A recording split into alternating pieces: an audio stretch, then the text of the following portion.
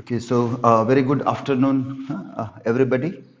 And today, first of all, we will discuss this character of John, a character study here.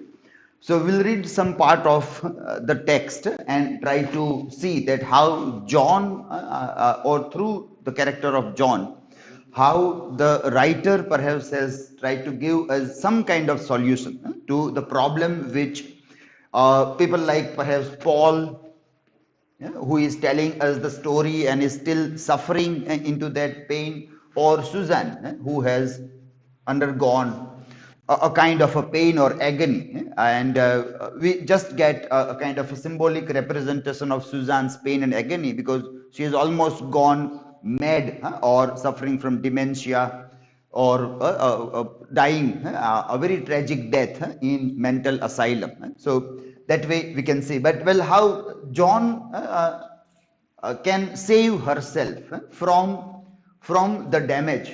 How John saved herself from the damage? Was it that there was nothing wrong in the life of John, like the things happened in the life of Suzanne? People coming and going off, early affair with Gerald. Gerald dies of leukemia, a kind of a blood cancer. Then a marriage, but a marriage is not a happy marriage with Gordon, which turns into domestic violence and other things. And then at a middle age, an affair with a younger person, which also turns out to be rather tragic. So there is series of damages in the life of Suzanne, and we have studied this character earlier, Suzanne's character. But John is a friend of Suzanne. John is a sister of Gerald, Gerald's sister. So that way Suzanne comes to know her in a better way. And even after the death of Gerald, John also has suffered a lot because uh, in her family, Gerald was very near to John, and so that also has done a kind of a damage to John. And then what happened, and how the life went on in case of John, that we want to see. So we'll do a textual reading and try to see that how this John's story has been told to us. We are told the story through Susan, and Susan is telling this to Paul, and Paul is telling that to us. We are in the narrative or memory of Paul, and Paul tells us that while on many of the excursions, when he is going out with Susan, they used to go to John's home also quite often. And he used to drive a car, and Susan used to come with, and then they used to visit. And then on one of those visits, he is asking that what is John's story. She is quite old, obviously, like Susan also is old, 48 years of age. She also was around that age. So an old lady, we can say, a middle-aged old lady, drinking too much, keeping some this pet dogs around, yappers, as they are known as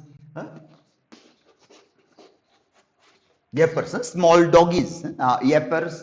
And then later on, she when the yappers die, because the life of dogs is hardly 12 to 15 years. And so in a one human life, you get a relation with 4 to 5 dogs as such. And every time those who have that relation with the pet, they normally promise themselves that once the dog dies, then that they will never have another dog, because it is again painful for human beings to depart from the dog who is living for a decade or more, and a kind of a love that the pets are there to shower upon the people. So people really miss any of the pets when they suddenly die, but their lifespan is normally 15. Some only live up till 80. So that is again a larger human understanding that if you go for a pet, pets' lives are quite shorter, and that may happen. So they die on you. They die on you, and then it is very painful for the people to see the pets dying as such there. And then she goes for another dog. The name is Sibil, which again is a very interesting symbolic name. The another dog she is now having at a much older age when Paul later on visits, This then Yepers have died, and Sibil, the name of the dog, is there.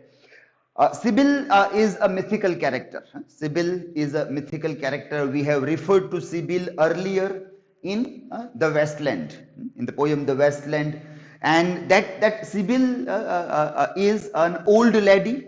Sybil is an old lady in a prison or in the jar, kind of a thing, and there are children playing outside, and children are asking, "What do you want, Sibyl?" That is the reference in the Westland. What do you want? And she tells that I want death. I want to die. I want death. So then we get the mythical reference that, well, she was the beloved of the gods, and God bestowed that vardhan on her that she will be immortal. But then, well, immortality itself is abhishap. It is a curse. Immortality becomes a kind of a curse.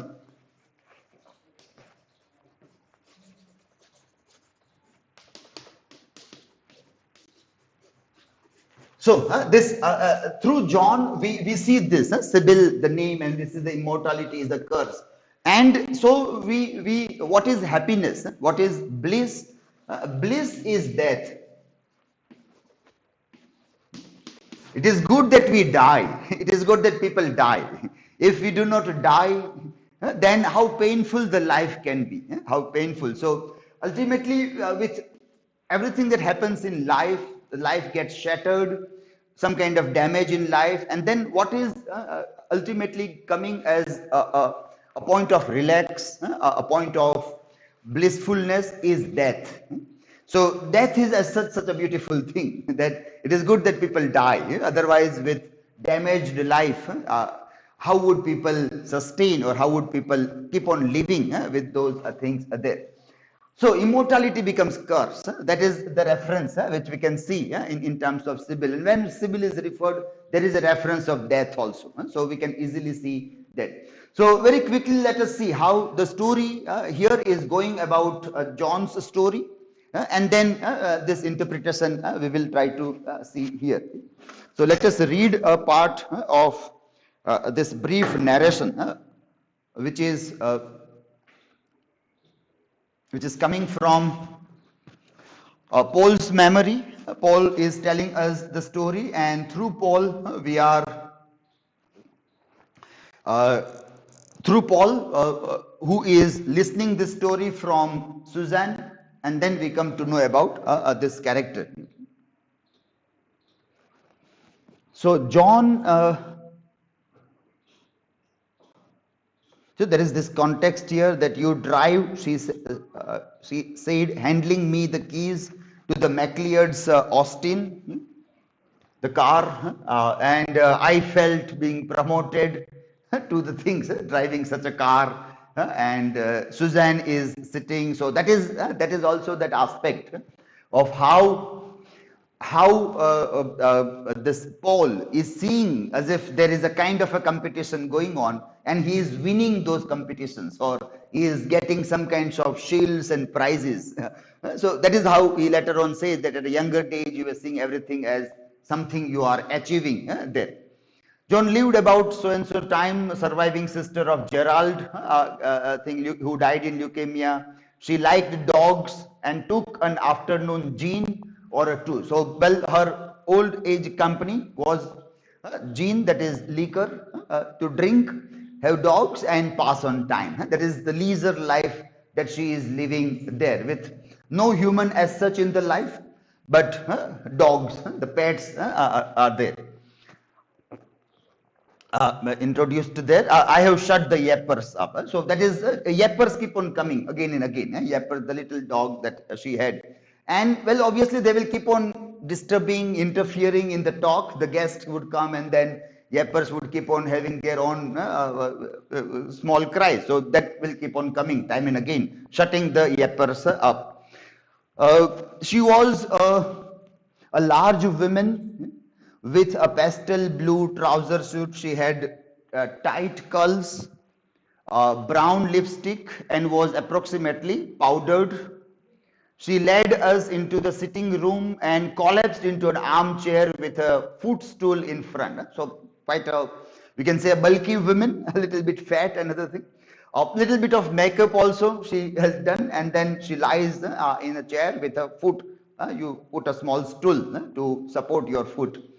Uh, it was perhaps 5 years older than Susan. Uh, and she would have a book of crosswords. So her pastime was to pass time with crosswords that she would be doing there. So this is how this character is introduced.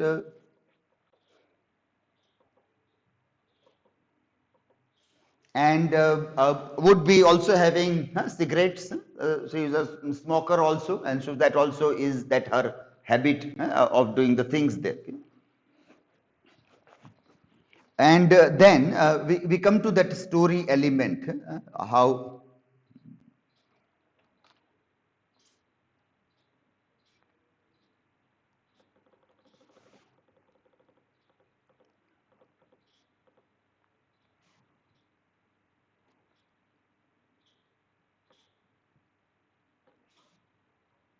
later in the car,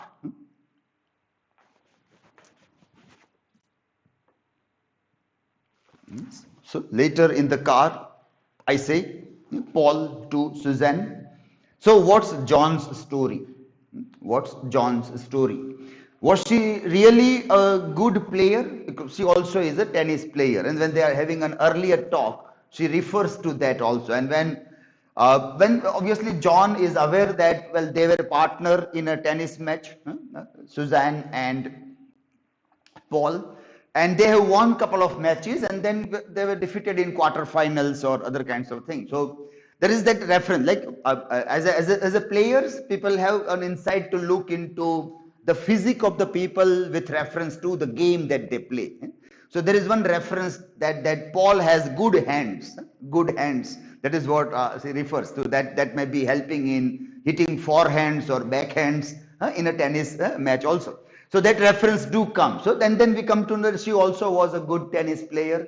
She was also a good partner with Gerald, and even singles she used to play quite well at a younger in a younger day. So he's asking, was she really a good player? Now see, there is a constant a streak of doubt in the entire narration. Whatever is told, we are not supposed to believe. Paul is told by John that she was a good player, but then again asking to Susan. Oh yes, she and Gerald won pretty much everything up to country level, county level. She was a strong singles player, and you can probably imagine until her knees let her down. But she was even better at doubles, having someone to support and be supported by. So until the knees supported, she was a good player. And then says that, well, I think she is a good woman, but she swears a lot. She speaks very bad words. So now John is at such a stage in life that she don't want to please anybody now. So she is beyond that hypocrisy, that whether I should be good with other people or not, known or unknown, whoever they are. So she is beyond that hypocritical behavior, that, well, this is what I am. You like, you come. You don't like, don't come. But will speak whatever she wants to speak. So she will use lots of bad words. Straight away in the face would tell anybody whatever she felt about all those things also. Well, she is good, but then he says, I like the way she swears. Well, that's what people see and hear, and like or don't like a couple of things. That her gene, her cigarettes, her bridge game. She also plays cards. Her dogs, her swearing. So that all are things that people may like something of that, people may dislike, but that is how people see the thing. Well, that is what Susan says, that people normally see the outside of the people only. People don't see what has undergone or what kind of damages people have undergone, that they have become the kind of people they are.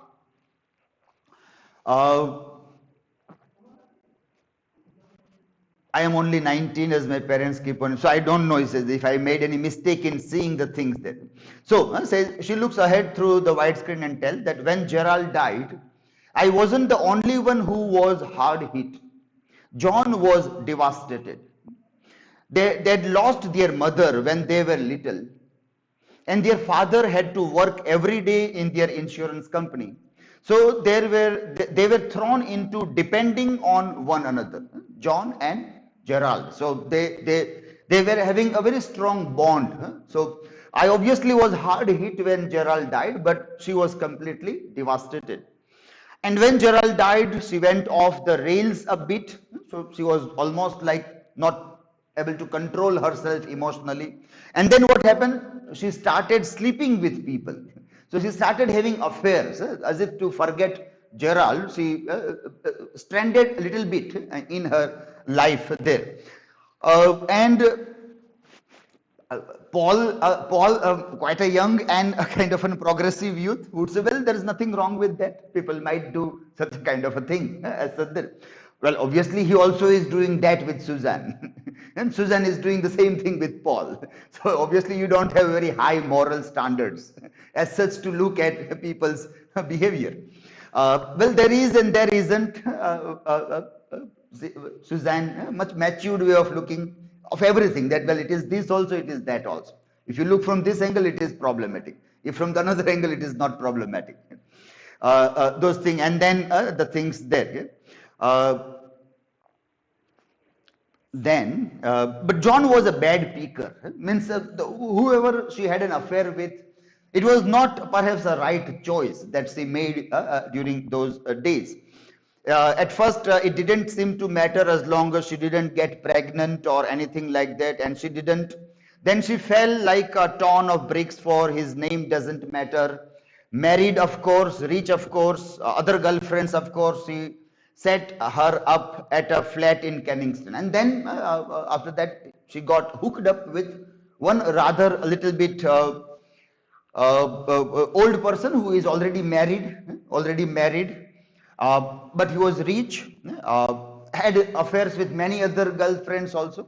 And that person, the name doesn't matter here, so the name is not coming. That person with whom John had an affair, a little bit longer relation or a final relation with any man, he gave a flat also to her in Kensington. So, well, in a way, you can call it that John started living as a capt with a rich married man, and the rich married man had offered a house to live also, and she started living there as such. So, good Lord, John was a captive woman, a mistress. These were words and sexual functions I had only come across in books. So Paul suddenly, well, you said, well, this means a cat, mistress. Now, these are all bad words. And who has told us that these are bad words, which mean bad people and bad functions and bad actions? Books have told us. Books, but books do lie. Stories do lie. When the human people with whom we live, if they are involved in those acts, then we don't consider that as bad as we read in books. So that is what you will see, that now if this is how things are there, then Suzanne and Paul's relation also will be almost like that. It won't be considered as a good relation as such into those traditional books, which is telling us about what are the moral code of conducts in marriage or within marriage or outside marriage and other things there. So whatever you want to call it, that won't fit, that don't fit.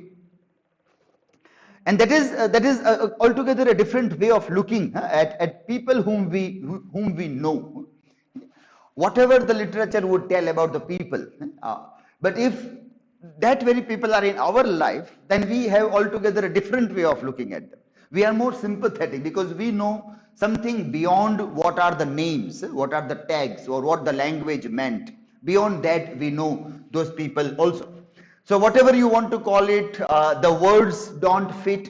They rarely do. Words don't fit. They rarely do. And that is where Julian Barnes understands that the function of language and the labels that language gives. Language gives us worldview, as we discussed in structuralism and post-structuralism. But we have to also understand that language may not speak truth. Language may not always give a better worldview or a right worldview, or the truth may not be spoken by language. So what do you call you? What do you call me? So Susan would say that what our relations? the way it is, then how will we be narrated in a work of art? What kind of labels will we get there? I don't reply. And John was completely gone on the old bastard, waiting for his visits, believing his promises, going off on the occasional weekend abroad. He strung her along like that for 3 years. Then at last, as he had always promised, he divorced his wife. And John thought her ship had come home, maybe that he will marry her now after divorce with his wife. She had proved as all wrong. What's more, my ship's coming home, she kept repeating, but it hadn't. Well, he married another woman instead. He married another woman instead. So John read in the newspaper about that, became very angry. Anger is something that is the outcome of love in her case also. And then piled up the clothes that were there, and then she came back to her father. She left that home which was given by that rich man, but come back to the father. Turned up to his doorstep, smelt a bit singed. I expect her father didn't say anything or ask any questions. Just hugged her. It took her months even to tell him. The only luck, if there was luck, was that she didn't set the whole block of flats on fire. She burnt little bit of thing out of anger. So whatever you have later on as a kind of a memory of the things that people start burning off, but then it just had an expensive carpet being burning out of that. She could have ended up in a prison for manslaughter had the house burnt, and the fire would have gone to the neighborhood also. Well, after that, she took care of her father devotedly, became interested in dogs, had to go at breeding them, learned how to pass the time. So now that is where these pets become very interesting. That when you are devastated in life or when you are damaged in life, if you again go to other human being, the other human being also will come with some kind of damage or some kind of wanting, some kind of gap within themselves. As Lacan would say, that our real is lost, we have a repression of several desires, there is a gap, we want to fill that gap, and so we are looking for love objects. But then the other love objects, our love objects are also other beings. They also have their gaps. They also are looking to fill that gap from us. So if there is one damage, another damage, then perhaps damage will multiply. It will multiply, it will perhaps add. Will one damage divide the another damage? If we want to put a kind of an equation on this, then if we look at this points that if there is damage 1, and when there is another one that comes with that, there is another damage 2 there, will it add to that? Then again it will grow, it will become double damage. If it will multiply, then again it will be more worse than that. 2 into 2, if there is, that it will get squared up. It will get squared up, and rather than addition, the multiplication adds more to that. It will be 4d or something like that, or d square is something that will emerge out of that. Is it possible that the damage will minus the other damage, or is it possible to have a division as a sign between them? These are all integers that we see, integers of mathematical equations. But what happens in this capacity when two damaged beings or two beings with their own gaps, come together?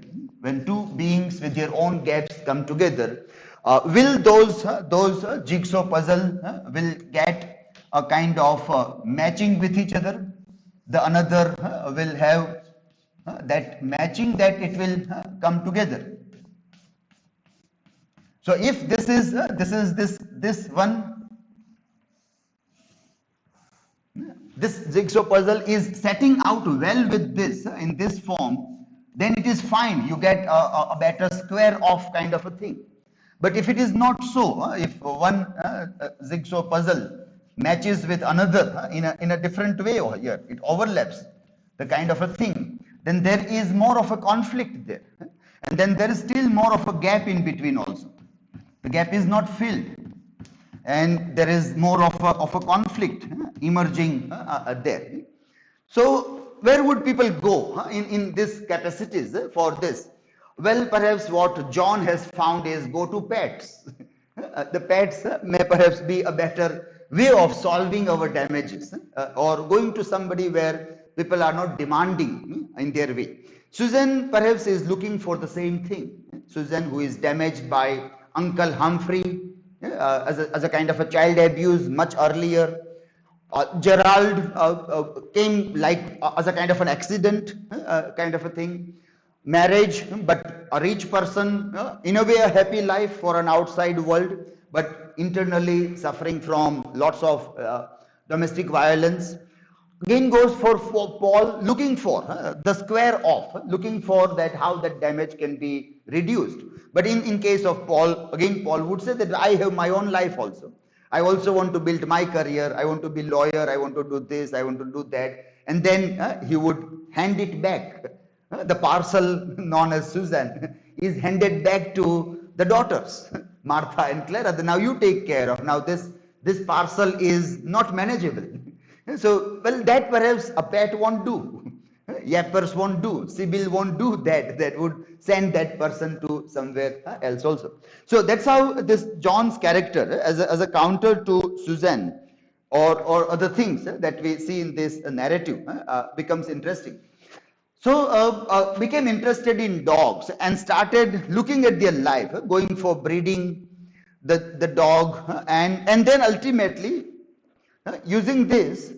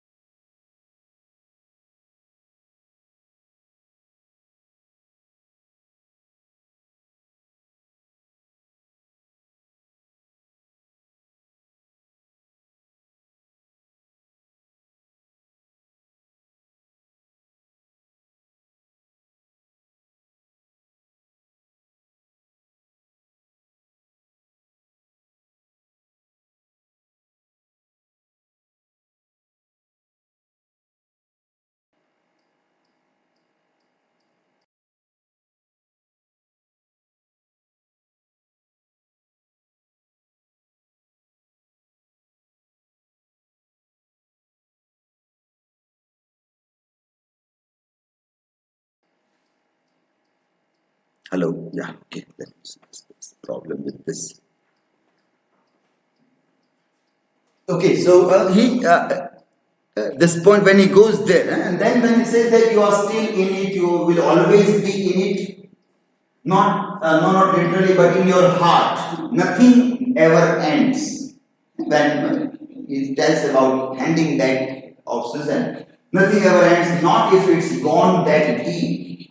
You will always be walking wounded. You will be always walking wounded. That's the only choice after a while. Walking wounded or dead. Only death can save one. Till we live, we will be wounded by that damage that happens. And then, don't you agree? He looked across, but she wasn't addressing him. She was addressing Sibil. So she was doing a self-talk with a dog there. And petting her soft hair. He didn't know what to say because he didn't know if he believed her or not. So this is that he keeps on talking with Sybil, and that is her ultimate company also.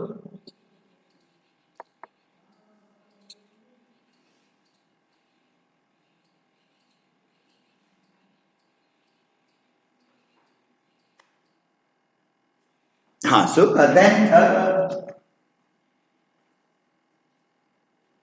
and then he smiled at her. You always liked John, and shut the door on your way out. John tells Paul that when you go, shut the door. I don't like to get up too many times in the course of a day. He knew not to do anything like embrace her, so merely nodded, smiled, and started to leave. Send a wreath when the time comes. She called after him. Send the wreath when the time comes. That is, wreath means when people die. We send a flower, a kind of a garland. So he says, send a wreath when the time comes. He didn't know if she meant for her or for Susan, maybe even for Sibil. So John is a little bit deep in her satire, looking that sand and everything. But for whom? Was it this that when Susan died, you sent this? Or was it for her when she died? Or was it for the dog, Sibyl? Did dogs get wreaths? Or another thing he didn't know. He didn't know this. But then dogs are important. When we study John's character and try to see, it becomes very interesting to connect pets or dogs in an interesting way into this theory of damage and human relations also. So this is how we can have a study of this character, that is John's character. Okay?